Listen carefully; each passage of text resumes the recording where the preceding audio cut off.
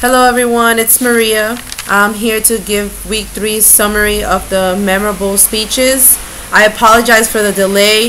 I had a couple of trouble finding my classmates' links as well as posting my own, so I do apologize for the inconvenience. I'll start off with my own video and the several mistakes that I found. I don't know if anyone else caught them. When I started my video, I started off by saying, "Hi, it's me, Maria, again." I feel as if every time that I start a video, I should formally introduce myself and say where my story is heading to, because just because it's a video submission, I don't know what group of people is going to be listening, if it's the same as before or a new set of people. So definitely that's something I think I did wrong, and I should always formally introduce in any kind of public presentation. I also repeated some of my sentences when I said that I didn't know how to swim. I said it twice. The second time I made it seem like I was playing it off and said it slower, but that was a mistake that I did. I knew I did it without watching the video again, but I just let it be as is, because maybe if I played it off well, it looked like it's fluent. It looked like I did it on purpose. So I don't know if any of my classmates caught on to that. And also, I paused during my sentences towards the end, and that was just because I didn't want to keep saying ands or but I also was hesitating to keep talking. I think that my hesitation wasn't allowing me to give the proper pauses between my sentences and the sequence of events that was happening in my story. But I think that I am practicing and tending to get a lot better with the whole pace and tone of my voice. And last, I ended my story without a proper conclusion. I didn't thank everyone for watching my video or see you next time or anything like that. I just simply said if my daughter didn't know how to swim, I wouldn't let her swim, and I ended the video. I think every story should have a good introduction and also a good conclusion, which would have included me saying, well, this was my memorable speech, and thank you everyone for watching my video, until next time, or somewhere along those lines. Those were the flaws I found in my story. Other than that, I didn't think that anything else looked too bad, but if anyone else did see any errors, feel free to let me know. Next, I have my classmates video, Sierra Scholmer. She definitely had the whole gestures thing down pat.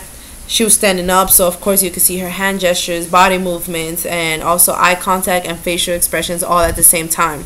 I think it's very hard to stand up and talk in person and keep your posture and also keep the pace and tone of your story all simultaneously on track. So she did a very good job with that. It was also a funny memory, which she wasn't smiling and laughing throughout the whole video, but she did make it a point for us to know that it was supposed to be a little funny memory of her and her grandmother. The only part that confused me a bit, or threw me off, was when she said that her grandmother was usually always part of a joke that she didn't know she was part of. I just didn't understand at the moment why her grandmother being part of a joke she didn't know of related to anything of her picking up coins at random places. Like, one thing didn't have to do with the other. But then towards the end of her story, it did make sense, because she was part of that joke of the two kids using a fish pole and tying it to a dollar to trick people into picking it up. So her story made sense throughout the whole way, and the conclusion was great. She did thank everyone for watching the video and finished it well. Other than that, I didn't see any major issues with her video. And last, I have my other classmates, Brian Martin.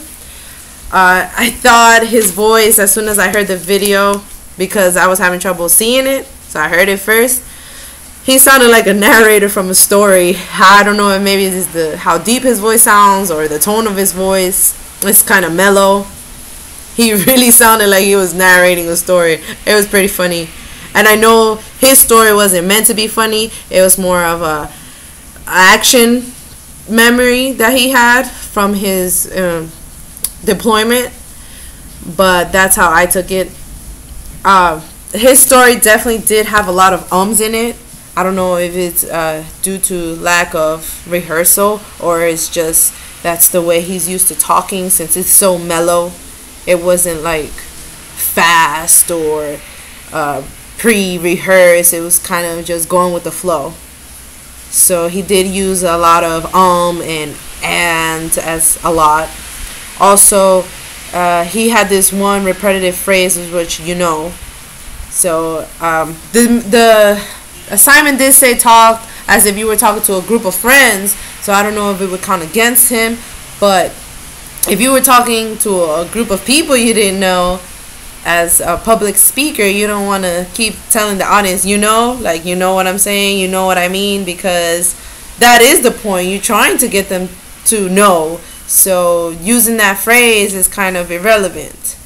Then towards the end of his speech, there was a reasonable pause. It definitely sounded like he was kind of stuck, didn't know what to say.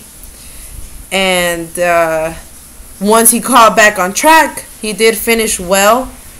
And he also did conclude his story. He thanked everyone for watching and made sure that everyone knew that this memory was a serious one instead of a funny one about how they were being attacked and bullets can kill you pretty much. So I think his speech really did make sense, and for those little bit of errors, those are fixable or you can work around them, but pretty much everyone did a great job.